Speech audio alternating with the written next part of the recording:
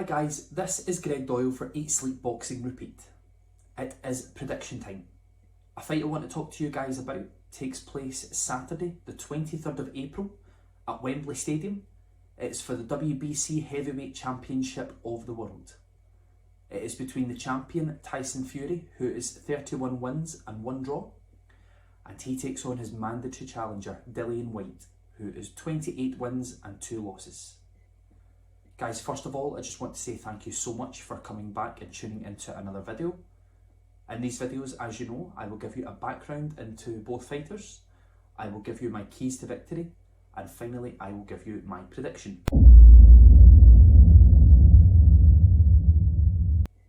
So let's start off with the champion, Tyson Fury. Tyson Fury, 31 wins, 1 draw. He's coming off of the trilogy with Wilder, winning the last 2 fights of that trilogy by stoppage. First fight being a controversial draw. We know that Tyson Fury went to Germany, took the World Heavyweight Championship from, we could say, an almost prime Vladimir Klitschko. Some other really good victories over fighters like Otto Wallin, Derek Chisora, and I'm really looking forward to seeing Tyson Fury defend his title on April the 23rd. He takes on Dillian Whyte, who is 28 wins, 2 losses, coming off of the revenge win over Alexander Povetkin after getting a 1-punch stoppage loss to his resume in the 5th round after dominating what we could say probably the rest of the fight before the punch landed on Dillian. He's got some other really good victories over guys like Derek Chisora, 2 victories over Derek Chisora in close fights. The second one, obviously, he stopped Chisora in the 11th round. The really respectable win over Joseph Parker, beat former regular champions like Marius Vac. So he has a great resume, Dillian Whyte, and someone else that I am looking forward to seeing on April the 23rd.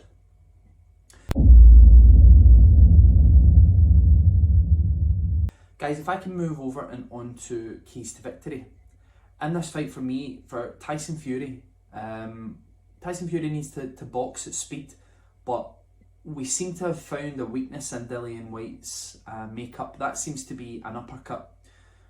When he was stopped by Anthony Joshua, it was the uppercut, and when he was stopped by Alexander Povetkin, it seemed to be the uppercut again that was causing Dillian Whyte problems. So if I'm Tyson Fury, I'm looking to jab, throw shots at speed, and step in with the uppercut. For Dillian Whyte is not that much different in terms of height and the way that he throws some shots to Steve Cunningham. Now, Steve Cunningham caught Tyson Fury with an overhand right. We know that Tyson Fury has been down a few times in his career. And I feel that Dillian Whyte, if he's looking to have success in this fight at mid to close range, he needs to be throwing quick shots, that overhand right, that left hook in at Tyson Fury, making sure he keeps his energy levels as probably intact as he can, because it will be a grueling fight. But for me, he needs to try and land the left hook and an overhand right at close range.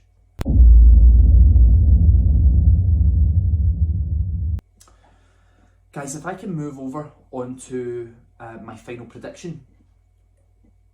It's making me a little bit uncomfortable that everyone thinks, well, not everyone, sorry, but a vast majority of people think that this is going to be a one-sided walkover for Tyson Fury.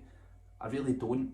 I think Tyson Fury is probably more skilled in nearly every aspect to Dillian Whyte, but every fight needs a dance partner to bring out the best in you. Now, if Tyson Fury has went to Germany and fought Vladimir Klitschko, he would be extremely motivated. If he fought a murderous puncher like Wilder, he was extremely motivated. For me, I just feel like he's looking at Dillian Whyte in this fight as, I wouldn't say a soft touch, but someone that he really feels that he'll deal with without too many problems. Obviously, Tyson Fury is the master of mind games, but to me, I just don't think he's going to be extremely motivated as he has been in other fights for this fight. I think Dillian Whyte is very live in the fight. I think he can hurt Tyson Fury. Tyson Fury was down 2 times in the last fight against Wilder. I think that Dillian Whyte throws shots a little bit more technically accurate than Deontay Wilder and may arguably even be a little quicker. But if I have to go with a prediction, and I have to be honest, I just feel, and I've said this to a lot of the staff at ESPR since this fight was announced, I think that Tyson Fury may have his sticky moments in the fight. I can see a scenario where Dillian Whyte hurts him, possibly even puts him down, if that shot comes to fruition. But you do just feel like Tyson Fury should find an answer in the second half of the fight. At very worst, a wide points decision. Dillian Whyte seems to gas quite badly in the second half of fights. He's 34, 35 now. He's not getting any younger. He's not going to build a bigger engine. So I do feel he's going to have his successes in the fight. There's not really anything in this fight that would surprise me, and I really mean that.